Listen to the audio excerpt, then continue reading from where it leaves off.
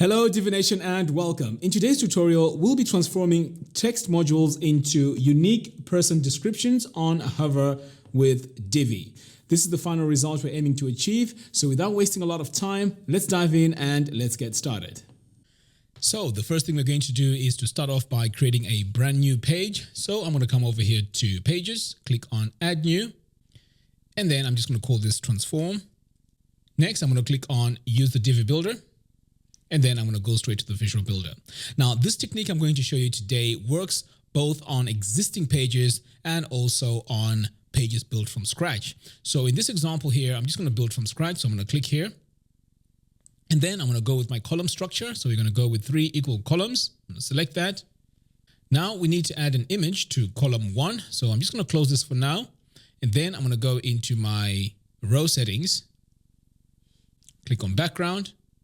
So column 1 background here is where we need to add the image. So I'm going to click on the third tab, click the plus button, and then we're going to choose an image from our media library. Now I have quite a lot of images in here, but in your case, you may need to click here on upload and then navigate to where that image is on your computer and then add it onto your media library. Now, once you've added it to the media library, that's when you can go and select it. So over here, I'm just scrolling down to check and see which image I can use. But pretty much, like I said, you can use any image. So I'm going to go with this one here. So I'm going to select it, upload an image. So now we can see that our image is right here in the background. So the next thing we need to do here on these columns is we need to make sure that the column 1 background image is set to no repeat. So I'm going to set that. Next, we need to come over here to design, sizing, and we need to make this row full width. And then we need to also adjust our gutter width. So I'm going to come over here and say use gutter width yes. And then we're going to change our gutter width to 1. Now the gutter width is the distance between the columns. So the gap between those columns. So by adding 1, it means that there won't be any gaps between these columns. Next, let's add some spacing. So I'm going to come over here and we are going to add a padding of 150, both to the top and the bottom. So I'm going to activate this chain here and add my 150 here. And notice that it will be applied both to the top and the bottom. Right, so what we're going to do next here is to add a text module before or below this column here. So I'm just going to save this for now. And this text module is going to act as the hover state. So I'm going to click this plus button here, search for my text module. And then I'm going to select it. And then in here, I'm just going to add some dummy text. And then I'm just going to add a heading. So the heading could be maybe a name. So I'm just going to press enter here. Just add a cap on the D. And then I'm going to highlight this and give it a heading. So let's give this heading 1 like that. Now let's go to the text settings and make some adjustments. So I'm going to come over here to design, text. So I'm going to give the text a color. So I'm going to click here on this eyedropper tool, drag the slider down because the color I'm going to add here has an RGBA value. So if you want to use the same value as I'm using throughout this tutorial, I will leave a link to the post in the show notes below. Right, so the next thing we're going to do is to add our text size. So I am going to come over here, but our text size here is going to be 0.7 VW. And then I might as well add the sizes for the tablet and the smartphone. So I'm going to click here on this little tab.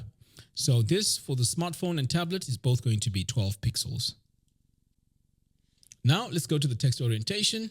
So I'm going to scroll down here and the one I'm going to choose here is the justify. So I'm going to select it. Now let's go to the hover options.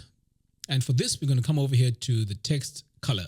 So I'm going to click this little arrow here and this is going to open up these 2 tabs. So I'm going to click here on the hover one and then I'm going to add my color. So the color here is going to be black.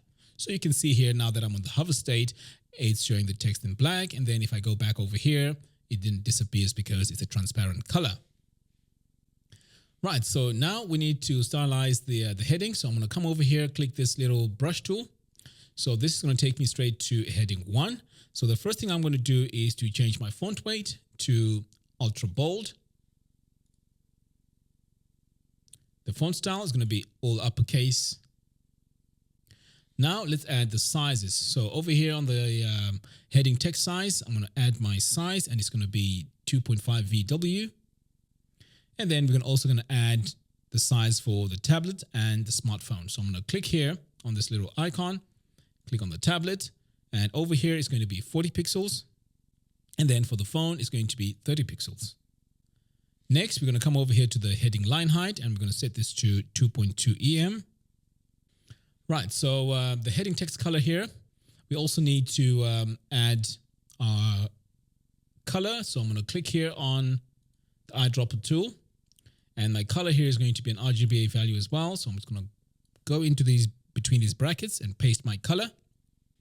And now I'm going to go in and also add my hover state. So I'm going to click here on this arrow, click on the hover tab, and then I'm just going to add black to my color, just like that. So now this is going to be our hover state. Okay, so we're done with this for now. I'm going to save this. So the next stage now is to clone this row 3 times. So I'm going to click here on this little button here to clone it.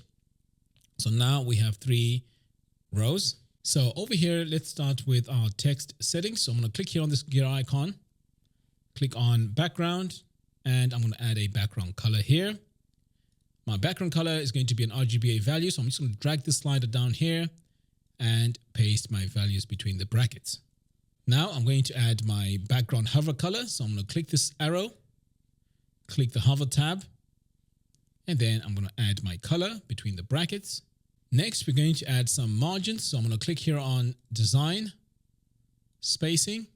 So I'm going to start with the top margin of -500 pixels. And then over here for the bottom, I'm going to add 500. Next, we're going to do a top and bottom padding of 250 and left padding and right padding of 70. Now let's add our hover spacing. So I'm going to click here on this arrow. So I want to start with my margin top and margin bottom, and we're going to set this to 0. And we're also going to add a top and bottom padding of 100. So I'm going to click here. Make sure you click this arrow here. Then here, I'm going to add my 100 like that. So now we can see the animation and it looks really cool. Right, so the next stage is to come over here to advanced and add our transitions. So I'm going to click here on transition, and I'm going to add my duration to 1000 milliseconds, just like that. Go back over here to design. So that is our first example. So I'm going to go ahead now and save. Now let's move on to example number 2. So as we did before, let's open up our text module. So I'm going to click here on this gear icon, click on background, and then we're going to add our background color. Again, it's going to be transparent. So I'm going to add my values between the brackets, just like that. I'm going to add my hover background color. So I'm going to click on this arrow here, click on hover, and then I'm going to paste my color between the brackets. Now let's add our margins and our padding. So I'm going to click here on design, spacing. So we're going to start off with our top margin of 100, top and bottom margin of 100. Activate this chain, top and bottom padding. This is going to be 150. And then left to right is going to be 70. Now let's add some hover spacing. So I'm going to start with the margins. So I'm going to click here on this arrow here. So I'm going to start with the top. So the top here is going to be 200.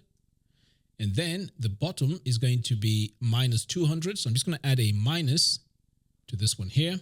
And then for the left margin, I'm going to set this to 50. Okay, so let's move over here to the bottom. So we need to add our padding. So again, I'm going to click this arrow here. And then I'm going to add my top and bottom padding. And that's going to be 100. Okay, so now let's test this. And as you can see, it's really cool. Now for this example, we're also going to go ahead and add a border. So I'm going to come over here to border, and we are going to choose a left border width. So I'm going to select it here. And for our left border color, I'm going to set this to white. Now I'm going to add the border on hover. So I'm going to click here on this arrow. And this time I'm going to add 8 pixels. Okay, so this is the line that appears when I hover. Now let's add the transitions. So I'm going to click here on advanced transitions, and my duration this time is going to be 500. Okay, so let's finally go ahead now and save, and let's move on to example number 3. So this time we're going to start by duplicating this text module. And then I'm going to come over here to my row settings, click on background, and I'm going to go to background 1 and add my gradient. So I'm going to click here on this gradient tab, click the plus button. So I'm going to start off with my first color here. So I'm going to drag this down a little bit so I can get my RGBA values, and I'm going to paste them like that. Next, I'm going to add my second color, and this color here is going to be white. So I'm going to set that to white. Now, moving on, our column 1 gradient type here is by default is set to linear. Let's set this to radial. And then for our start and end position, we're going to set this to 59. Now, the most important thing here is to place the gradient above the image like that so that we get this effect. Right, so for now, I'm going to go ahead and save. And then we need to go into our first text module. So I'm going to click here on the gear icon, and we are going to start off by adding our background. So I'm going to click here on background, click the second tab to add our gradient. And then I'm going to add my first color. It's going to be an RGBA value. I'm going to paste it between the brackets. Add my second color. Now, by the way, if you want to use the exact same colors and settings that I'm using throughout this tutorial, I will leave a link in the show notes below, which will direct you to the full post. Right, so the next thing we're going to do here is to change our gradient type to radial. And then I'm also going to make sure that my radial direction is center. And then for my start position, this time is going to be 70. And my end position is going to be 71. Now let's add some margins and some padding. So I'm going to click here on design, spacing. So I'm going to start off with the margin here. So I'm going to start here by adding the margin top and margin bottom. And this is going to be the same value. So I'm going to add 6 VW. And now you can see we have a perfect circle. Now let's add the top and bottom padding. So again, I'm going to activate this chain, add my value. And for the left and right padding, this is going to be set to 2 VW. Now it's time to add our values on hover. So I'm going to click here on this arrow, click on the hover tab. So for the left and right, I'm going to add my values here. So here I'm going to add 15, and for my right, it's going to be minus 15. So we want this module to be visible on desktops only. So I'm going to come over here to the advanced visibility, and we're going to disable this on tablet and phone. Next, we're going to add our transitions, and I'm going to set this to 500. Right, so for now we're done. I'm going to save, and then we're going to move on and go to our text module 2. So right now I can't see where my text module 2 is. So what I'm going to do is I'm going to click here on expand settings and then go to my wireframe mode. And then now I can see it easier. So I'm going to click here on the gear icon, go to my desktop view, and then I'm going to click on background, second tab to add my gradient.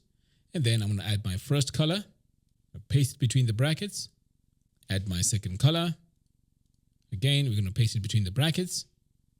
Right, so for our gradient type, it's going to be set to radial, direction, centered, and then our start and end position. As before, we're going to set this to 70 and 71. Now it's time to add our margins. So I'm going to click here on design, spacing. So for the top and bottom margin, we're going to set this to 95. Top and bottom padding, we're going to set this to 170. And then left and right padding is going to be set to 20. Now let's go to our hover states on the custom margin. So I'm going to click here on this arrow, and then I'm going to click on the hover tab. So for the top margin, I'm going to set this to 250. And for the bottom one, it's going to be set to minus 200. And then on the visibility, we're going to set this to only the desktop, only the phone and the tablet. So we need to disable the desktop. So now we need to change the text orientation of both modules. So I'm going to come here to design, click on text. We're going to center this, and then we're going to do the same with the other one. So I'm going to save, go back to my wireframe mode, click the gear icon, design, text, and we're also going to center this like that, and then save. Okay, so let's take a look at our first example here. So if I hover, you can see here that that's really cool. Let's move on to the second one. And then let's go to the third one. So there you have it. Thank you all for watching. If you like this video, please give me a thumbs up and do follow us on our social media platforms. By doing so, you'll be notified every time we release new tutorials. And also, if you have any questions regarding this tutorial, please leave your questions in the comments box below and I'll do my best to respond to them. Until next time, thanks for watching and I'll see you in the next video.